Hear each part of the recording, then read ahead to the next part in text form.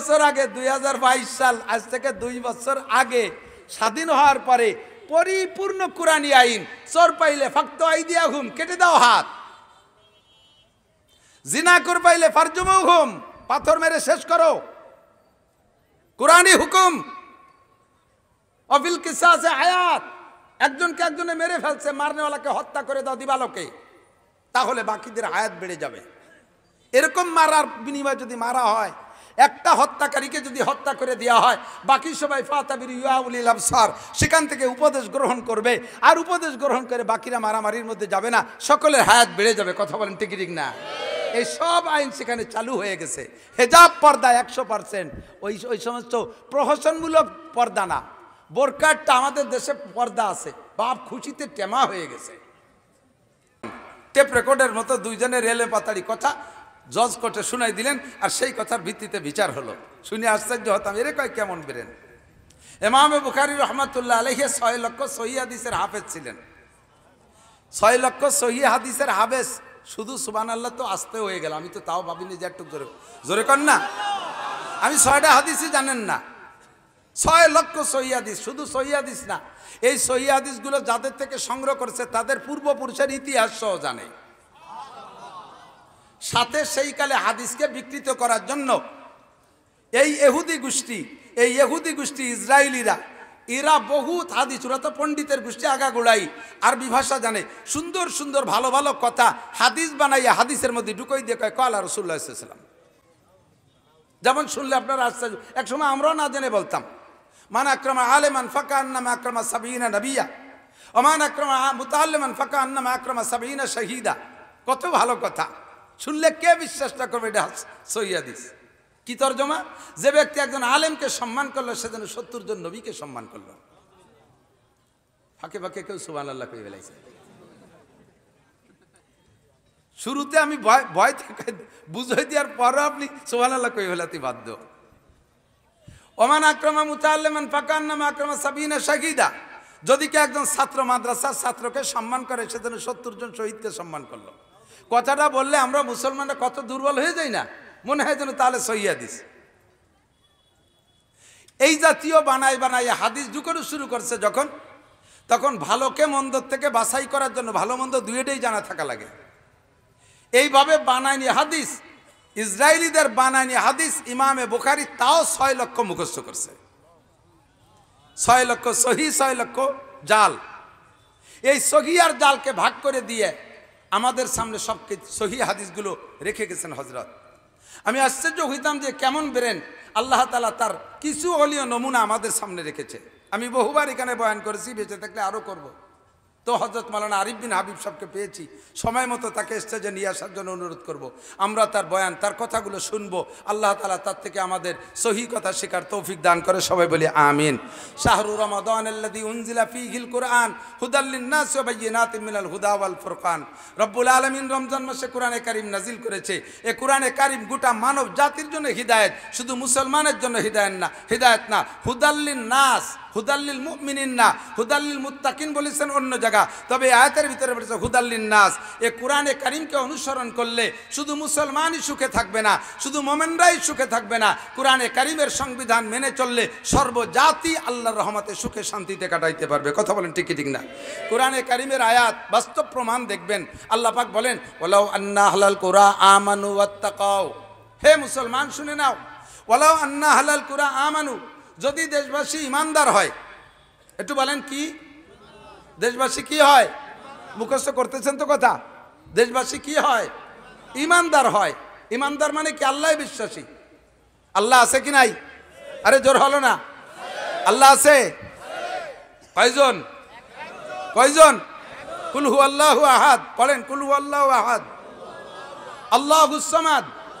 আমার আল্লাহ কারো কাছে ঠেকা, কারো মুখাপেক্ষী।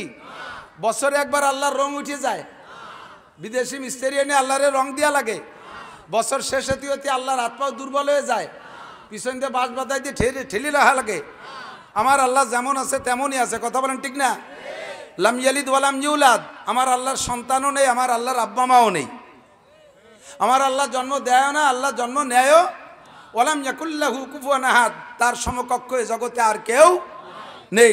এই আল্লাহকে পরিপূর্ণ বিশ্বাস, ইমানদার হন। 2 নম্বরে ওয়াত্তাকাও, এই আল্লাহকে ভয় পান। আমার মুসলমান প্রিয় বন্ধুরা, আল্লাহকে ভয় পান। 2টা কাজ, মাত্র কয়টা? অনলি 2টা কাজ, কাজ মেলা না, 2টা কাজ, একেবারে স্রেফ 2টা কাজ।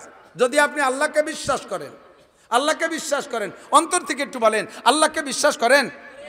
আল্লাহ আছে? আছে? আল্লাহ আছে? এবার আল্লাহ থাকলে আল্লাহ কেমন আছে? আল্লাহকে ভয় পান। ওয়াত্তাকাও, আল্লাহকে ভয় পান। কেমন ভয়? কয় হাক্কা তুকাতিহি, যেমন ভয় পাওয়া দরকার।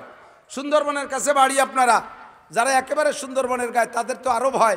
বাঘের ভয় পাই, পাই কি পাই না? বাঘরে ভয় পাই কেন? বাঘে ধরে ছিঁড়ে বুড়ে খেয়ে ফেলবে, মারা যাব। মরার পরে আর বাঘরে নিয়ে ভয় নাই। বাঘে মারে মেরে ফেলাইছে, মরার পরে আর বাঘের ভয় পাই না। সাপরে ভয় পাই, কামড়াবে, মারা যাব। আগুনরে ভয় পাই, পুড়িয়ে গেলেই মারা যাব। জজরে ভয় পাই, ফাঁসি দিয়ে মেরে ফেলবে, এই পর্যন্ত জজের ভয় শেষ। দুনিয়ার যা কিছুকে ভয় পাই, তার ভয়ের একটা সীমারেখা আছে, এই পর্যন্ত ভয় শেষ। কিন্তু আল্লাহকে ভয় পাবো কেন? দুনিয়ায় শেষ না, আমার মূল হিসাব নিকাশ আখিরাতে।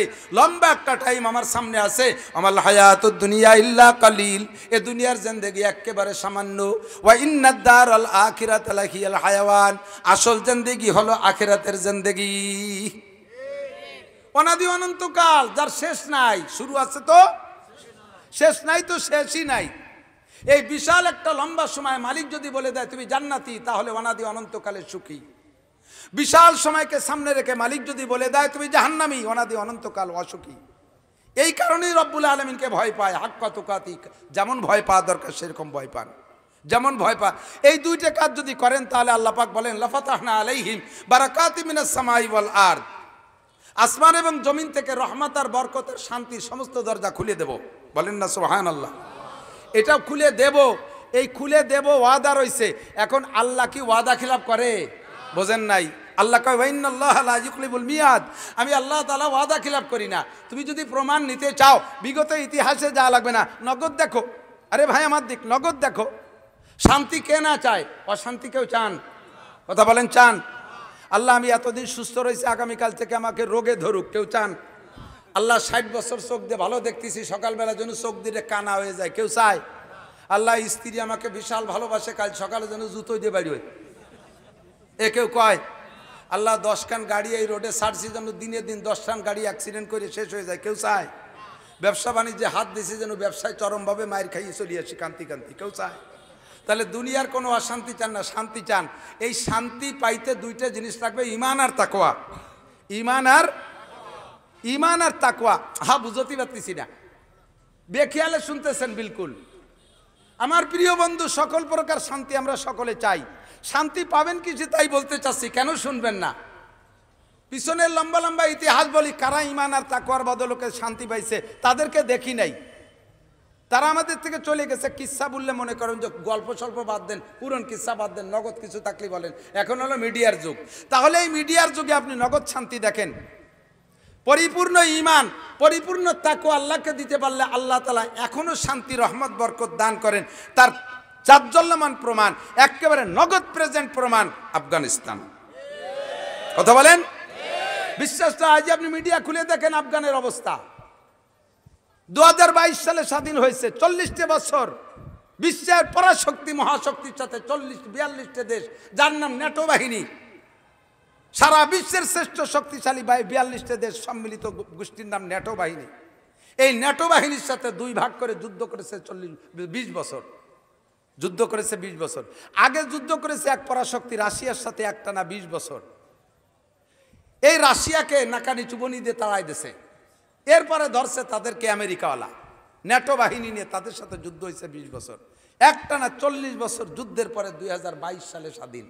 2022 সাল কত? আজ থেকে 30 বছর আগে না? কত? 2 বছর। 2 বছর আগে, 2022 সাল, আজ থেকে 2 বছর আগে স্বাধীন হওয়ার পরে পরিপূর্ণ কুরআনী আইন। চোর পাইলে ফাকতু আইদিয়াহুম, কেটে দাও হাত। জিনা কর পাইলে ফারজুমুহুম, পাথর মেরে শেষ করো। কুরআনী হুকুম। অফিল কিসাসে হায়াত, একজনকে একজনে মেরে ফেলছে, মারনেওয়ালাকে হত্যা করে দাও দিবালোকে, তাহলে বাকিদের হায়াত বেড়ে যাবে। এরকম মারার বিনিময়ে যদি মারা হয়, একটা হত্যাকারীকে যদি হত্যা করে দেওয়া হয়, বাকি সবাই ফাতাবির ইউআউলিল আবসার সেখান থেকে উপদেশ গ্রহণ করবে, আর উপদেশ গ্রহণ করে বাকিরা মারামারির মধ্যে যাবে না, সকলের হায়াত বেড়ে যাবে। কথা বলেন ঠিক ঠিক না? এই সব আইন সেখানে চালু হয়ে গেছে। হেজাব পর্দা 100%, ওই সমস্ত প্রহসনমূলক পর্দা না। বোরকারটা আমাদের দেশে পর্দা আছে, বাপ খুশিতে টেমা হয়ে গেছে।